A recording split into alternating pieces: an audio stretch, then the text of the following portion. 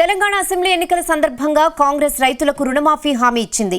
2 లక్షల రూపాయల వరకు రుణమాఫీని ఏకకాలంలో చేస్తామని స్పష్టం చేసింది. అయితే నిజంగానే రుణమాఫీ సాధ్యమవుతుందా? ప్రభుత్వం దగ్గర అంత డబ్బుందా? ఇంతకు రుణమాఫీకి ఎన్ని నిధులు కావాలి? రుణమాఫీకి రేవంత్ సర్కార్ దగ్గరున్న ప్రణాళిక ఏంటి?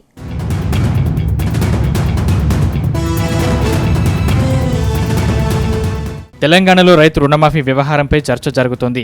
ఆగస్టు 15 లోపు 2 లక్షల వరకు రుణమాఫీ చేస్తామంటూ రేవంత్ రెడ్డి సర్కార్ ప్రకటించింది.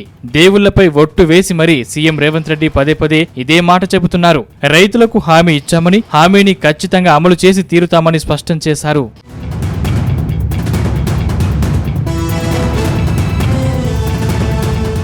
అయితే రుణమాఫీ పొందే రైతులను గుర్తించాలంటే 4 నెలల సమయం పడుతుందని బీఆర్ఎస్ నేతలు చెబుతున్నారు. తెలంగాణలో దాదాపు 30 లక్షల మంది అన్నదాతలు రుణాలు తీసుకున్నారు.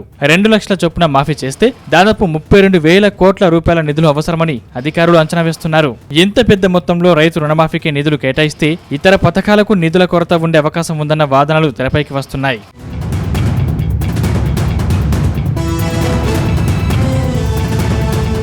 ప్రభుత్వం రైతు రుణమాఫీపై క్లారిటీతో ఉందంటున్నారు. రుణమాఫీ కోసం ఓ కార్పొరేషన్ ఏర్పాటు చేస్తామని స్పష్టం చేసింది. ఆ కార్పొరేషన్ కు బ్యాంకుల నుంచి రుణాలు తీసుకొస్తామని వివరిస్తోంది. తీసుకొచ్చిన డబ్బులతో రైతు రుణమాఫీ చేస్తామని చెబుతోంది. ఆ తర్వాత బ్యాంకు రుణాలు క్రమంగా తీరుస్తామని పేర్కొంటుంది.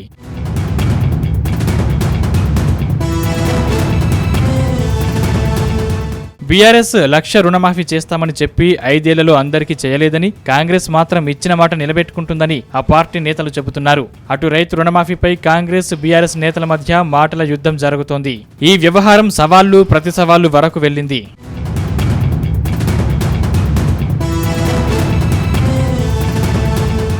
2014-2018 ఎన్నికల్లో బీఆర్ఎస్ రుణమాఫీ హామీ ఇచ్చింది. 2014-18 మధ్య మొత్తం 36 లక్షల మంది రైతులకు సంబంధించి 17,000 కోట్ల రుణమాఫీ చేసింది. అయితే 2018లో మాత్రం రుణమాఫీ చేయలేదు. అసెంబ్లీ ఎన్నికలకు ముందు రుణమాఫీ ప్రక్రియ ప్రారంభించినా పూర్తి స్థాయిలో బ్యాంకులకు నగదు బదిలీ చేయడం ఆలస్యమైంది. ఈలోపు ఎన్నికల షెడ్యూల్ రావడంతో ప్రక్రియ నిలిచిపోయింది. ఇప్పుడు 600 రుణమాఫీ చేసి తీరుతామని ముఖ్యమంత్రి రేవంత్ రెడ్డి స్పష్టం చేస్తున్నారు. ఆగస్టు 15 లోపు రుణమాఫీ అవుతుందో లేదో చూడాలి మరి.